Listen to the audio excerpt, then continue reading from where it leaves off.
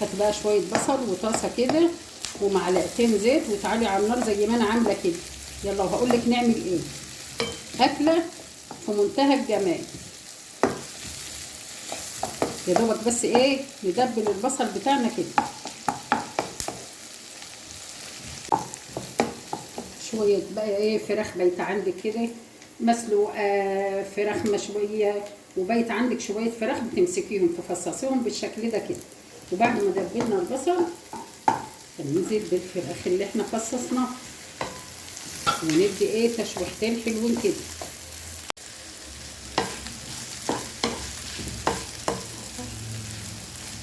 بعد كده عندي بقى ايه فلفل الوان اصفر احمر اخضر، اي فلفل عندك بتحبيه حطيه. ونقلب بقى شويه كده ايه لحد بتاع الفلفل بتاعنا ما ايه ما يدبل شويه. نشوف بقى البهارات بتاعتنا. شويه كده فلفل اسمر. عندي دي بهارات من اللي هي خلطه الشاورما جاهز. شويه حلوين كده على حسب الكميه اللي انت عاملاها. ممكن تستخدمي الكيس كله وممكن تستخدمي نصه مفيش مشكله. هنظبط الملح بقى وما تنسيش ان الفراخ كانت مستويه قبل كده واخده ملح. تمام.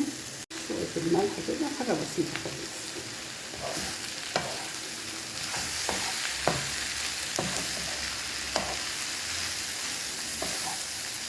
بسم الله ما شاء الله. وكده بالصلاة على النبي لقيت معانا احلى صينيه شاورما تحفه من بواقي كانت هتترمى خساره مش ايام الرمي. عندي لفه بقى من الجلاش. لو عندك كريب ماشي، عندك عيش سوري ماشي. عندي بقى خيار مخلل مقطعه شرايح كده، شويه من الكاتشب وشويه من المايونيز. هخلطهم بقى كده مع بعض ودي هتبقى الفرشه بتاعتي.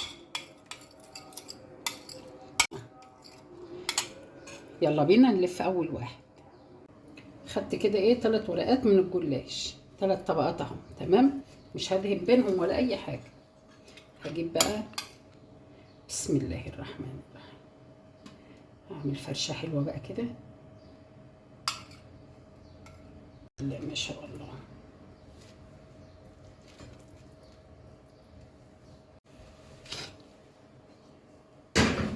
حط بقى خيار مخلل، بقى شرايح من المخلل كده. شويه بقى ايه من الجبنه الموتزاريلا كده ماشي، ومقفله من الجناب والف اهي. كمل بقى الكميه وبعدين نرجع لك كده. كميه بالصلاه على النبي عملت معايا 5 سندوتشات. حطيت بقى جريل على النار كده. بسم الله بقى واحد بواحد كده وانزل بيه. بسم الله ما شاء الله. بسم الله.